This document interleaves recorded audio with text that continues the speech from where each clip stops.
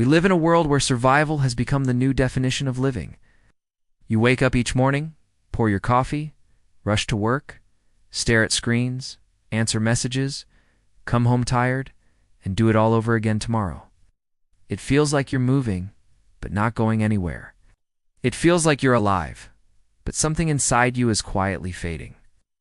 You've got dreams, goals, maybe even a vision, but deep down, there's a whisper asking, is this really life?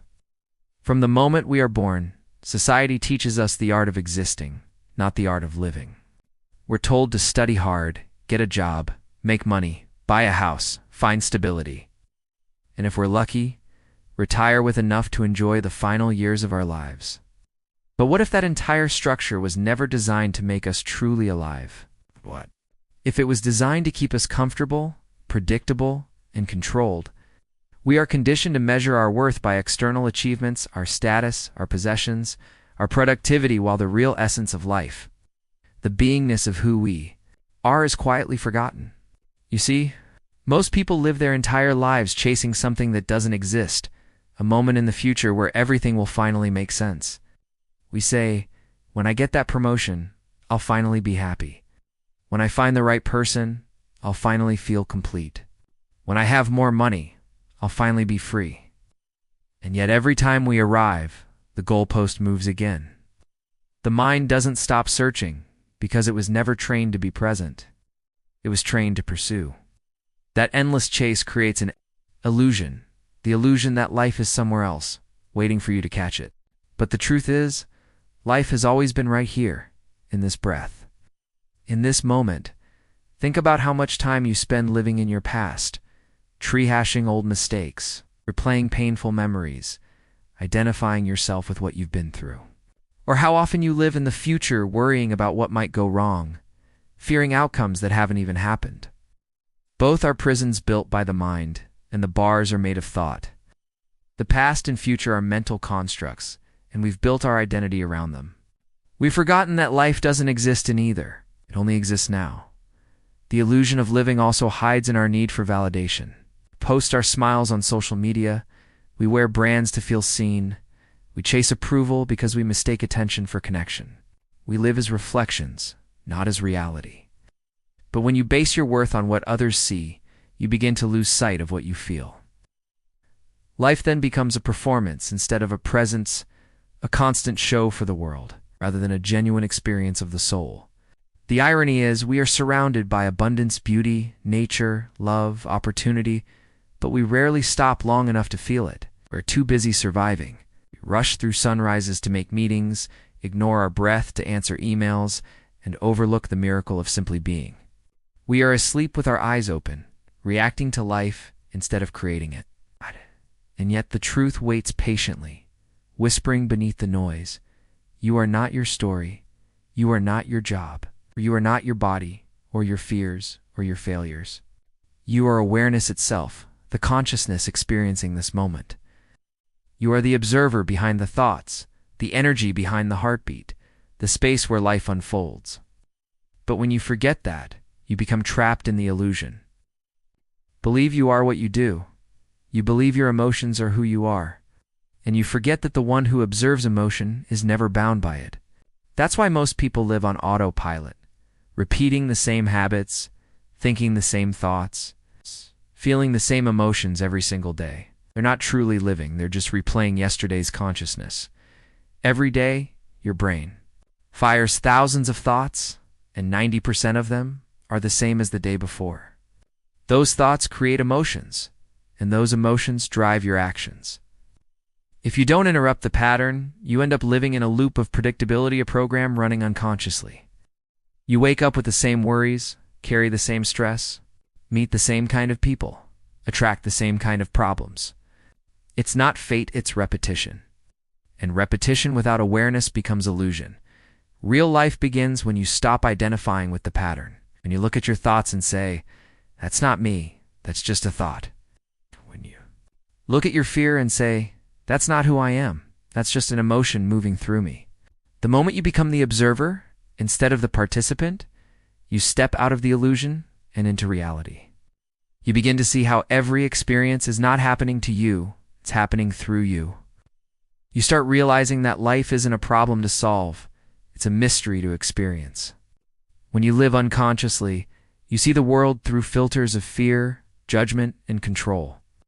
You see separation instead of unity, conflict instead of connection. But when you awaken to awareness, you realize that everything around you is part of you. Every person, every moment, every challenge is a reflection of your internal state. The world isn't against you, it's mirroring you. That's the moment life stops being a struggle and starts becoming a dance. The illusion of living is powerful because it feels so familiar. The noise, the rush, the chaos, it feels normal. But it's not life, it's distraction.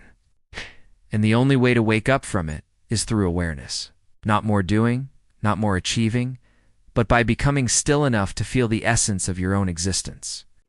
When you pause, when you breathe, when you observe, instead of react, the illusion begins to dissolve. And life starts to reveal itself not as something to chase, but as something you already are. There's a quiet truth that most people overlook, the fact that life only ever happens in one place, this moment. Yet, almost no one lives here. We exist in fragments of time, caught between yesterday's regrets and tomorrow's worries. Constantly running towards something that never arrives. We tell ourselves we're living, but in truth, we're just remembering and anticipating. The present moment, the only real point of power we ever have, slips away unnoticed while we're lost in thoughts about everything else. Presence is not a concept. It's not something to understand intellectually or something to practice when you have time. Presence is life itself.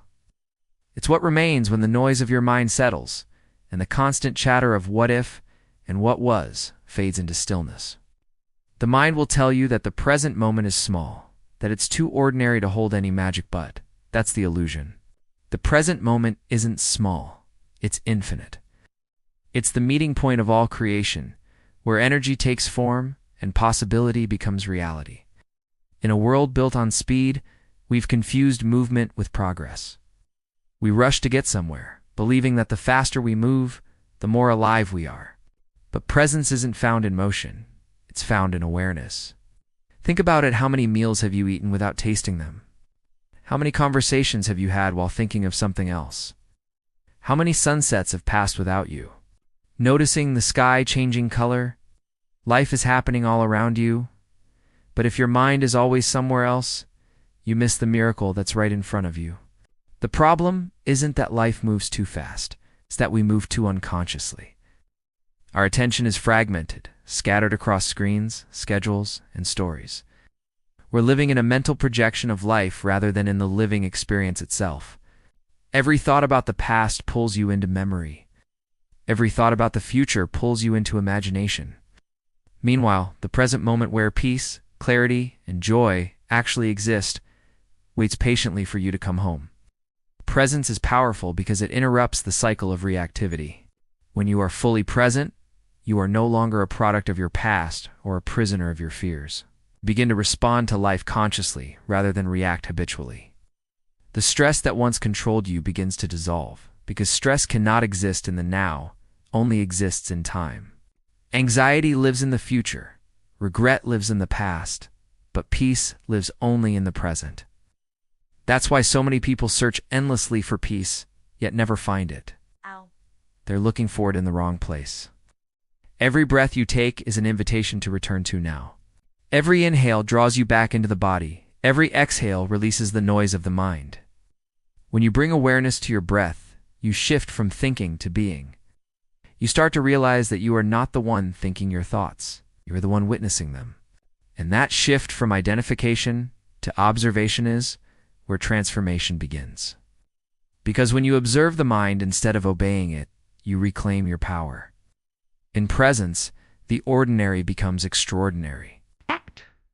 The simple act of noticing your surroundings, the air touching your skin, the rhythm of your breath, the sound of your heartbeat awakens a depth of awareness that has always been there, but rarely acknowledged. You begin to experience life as it truly is, not through filters of judgment or expectation, but through direct connection. The mind loves to label everything, to compare, to analyze. but the present moment doesn't need to be labeled. It only needs to be experienced. When you stop labeling, you start living. Presence also dissolves the illusion of control. We spend so much of our lives trying to control outcomes, people, and circumstances, believing that safety and happiness depend on external conditions. But true control comes not from changing the outer world, but from mastering the inner state. When you are present, you stop reacting to life as a victim and start engaging with it as a creator. You stop asking, "Why is this happening to me?" and start realizing this is happening for me, to awaken me. Most people live their entire lives reacting to the world around them instead of creating from within. They wake up in the same emotional state, think the same repetitive thoughts, and repeat the same patterns day after day. Someone says something unkind, and immediately they react. The weather changes, and they react. The bank balance drops, and they react. Without realizing it, they hand over the steering wheel of their life to everything and everyone outside of them. But true power, real transformation, comes when you stop reacting to life and start consciously creating it. Reaction is the default mode of survival.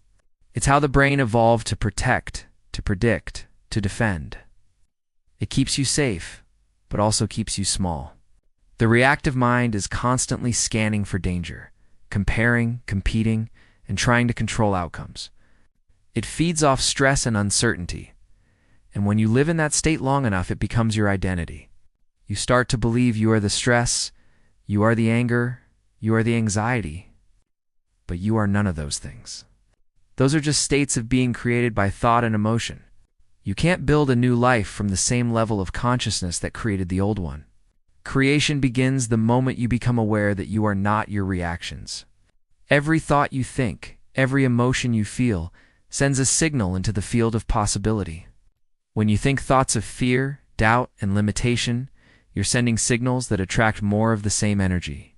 But when you think thoughts of peace, gratitude, and vision, you align yourself with creation itself. Your external world is a reflection of your internal state. Change your inner frequency, and the outer reality must eventually match it. We often underestimate the power of thought, yet every invention, every movement, every change in the world began as an idea. Thought is energy, and emotion is what gives it life. The moment you combine a clear intention with an elevated emotion, you activate creation. That's how life works. You don't attract what you want. You attract what you are. If you carry the energy of fear, life mirrors that fear back to you in the form of experiences that confirm it. But if you embody love, compassion, and purpose, you draw circumstances that expand that energy. Creation isn't about forcing outcomes. It's about becoming a vibrational match to what you wish to experience. When you live in reaction, the past controls your present. Something happens, it triggers an emotion, and before you even realize it, your body is reliving an old memory. You feel the same frustration, the same sadness, the same disappointment.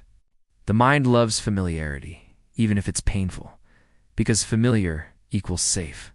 That's why change feels so uncomfortable at first. It threatens the known identity. But creation requires stepping into the unknown. It demands that you trust something greater than your habits, something beyond your fears. The unknown isn't dangerous. It's where possibility lives. To move from reaction to creation, you must shift from being emotionally driven to consciously aware. That means no longer letting emotions dictate your behavior, but using awareness to guide your energy. Imagine waking up and deciding, before anything happens, how you want to feel today. You choose joy, peace, or confidence, not because of what's happening outside, but because it's who you decide to be. That single choice begins to rewire your energy. It signals to your brain and body that you are no longer a victim of circumstance, but a deliberate creator of experience. Creation also requires emotional discipline. Most people think discipline is about control, but real discipline is about awareness. It's about noticing when you're slipping back into old patterns of fear, judgment, or resistance, and choosing differently. When someone cuts you off in traffic, instead of reacting with anger, you pause. When stress arises, instead of surrendering to it, you breathe and observe it. Every time you choose awareness over reaction, You are training your brain to serve your higher self instead of your survival self. That's how transformation happens, not through willpower, but through repetition of awareness. The energy of creation feels entirely different from reaction. Reaction feels heavy, urgent, and chaotic. Creation feels light, expansive, and calm. When you create from a centered state, you move with clarity. You stop chasing outcomes and start aligning with them. Instead of asking, "Why isn't it happening?" you begin to understand that what you desire already exists in potential formats, waiting for you to match its frequency. The universe responds to your state of being, not your words. You can say affirmations all day, but if your energy is rooted in fear or lack, that's the signal you're sending. Creation also thrives on gratitude. Gratitude isn't just appreciation for what you have. It's the emotional signal that tells the universe, you already possess what you desire. When you feel grateful for a future reality before it manifests, you're collapsing time. You're merging the present with the potential, and that's where true manifestation begins.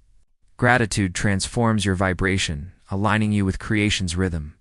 You move from wanting to knowing, from seeking to being. Most people think they need to change the outside world, first get the promotion. Find the relationship, make the money in, then they'll feel better. But the reverse is true. You must feel the energy of that reality now for it to appear. The emotion comes first, the manifestation second. Creation starts from within. When you change your state, you change your life.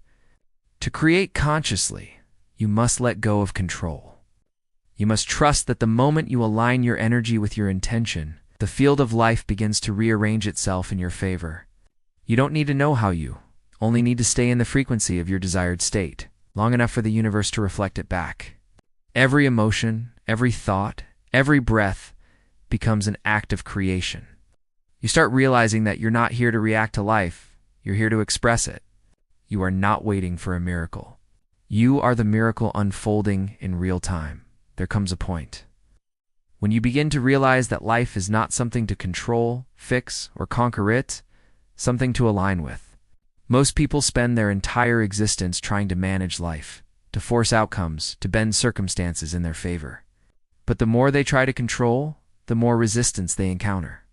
They fight against what is, wishing it were different, believing peace will come only when things go their way. Yet the real power, the true freedom, is found not in control, but in harmony, becoming one with the flow of life itself. The flow of life is not something mystical or abstract. It's the natural rhythm of existence. You see it in the ocean waves, in the beating of your heart, in the cycle of the seasons. Everything in nature moves effortlessly, guided by an invisible intelligence that requires no force, no resistance. The tree doesn't struggle to grow. The river doesn't fight its path. They simply are. But human beings with their restless minds have forgotten this natural rhythm. We've been taught to resist what we don't like and to cling to what we do, never realizing that both resistance and attachment pull us out of flow. When you are out of flow, life feels heavy. You feel tired even when you've done nothing wrong, restless even when everything seems fine. That's because resistance drains energy. Every time you argue with what is, you create internal tension. Every "this shouldn't be happening" thought separates you from the present moment, from the wisdom that's trying to move through you. Flow is not about passive acceptance. It's about intelligent surrender. It's understanding that there's a higher order, a greater intelligence, guiding every detail of your life. And when you align with it, everything begins to fall into place naturally, to become the flow of life. You must first quiet the mind that constantly judges and categorizes everything as good or bad, success or failure, right or wrong. Life isn't labeling your experiences, you are. What if the very thing you call a setback is the path unfolding perfectly? What if the disappointment you're feeling right now is just a detour toward alignment? When you step into flow, you stop trying to predict outcomes and start trusting the unfolding. You realize that everything is happening for you, not to you. That shift in perception changes everything. Flow begins in stillness. It's in moments of silence that you reconnect with the intelligence that's been guiding you all along. But stillness isn't something you create, it's something you remember. Beneath all the noise, all the overthinking, all the striving, stillness is already there. When you pause, breathe, and become aware of this moment, you touch that stillness, and from it, intuition arises. Intuition is the language of flow. It's not loud or demanding. It's subtle, gentle, and always available. It shows up as a feeling, a knowing, a quiet nudge that says, go here, or wait, or let go. The more you listen to that voice, the more life begins to cooperate with you. When you're in flow, you stop needing to force outcomes because you understand that timing is sacred. You don't rush what needs time to mature, and you don't hold on to what's meant to leave. You trust the rhythm. You trust that if something isn't working, it's because something better is aligning. Flow teaches patience not through waiting, but through understanding that everything unfolds in divine order. You stop measuring your progress through comparison or expectation and begin to measure it through alignment. How peaceful, how aware, how present you are in each moment.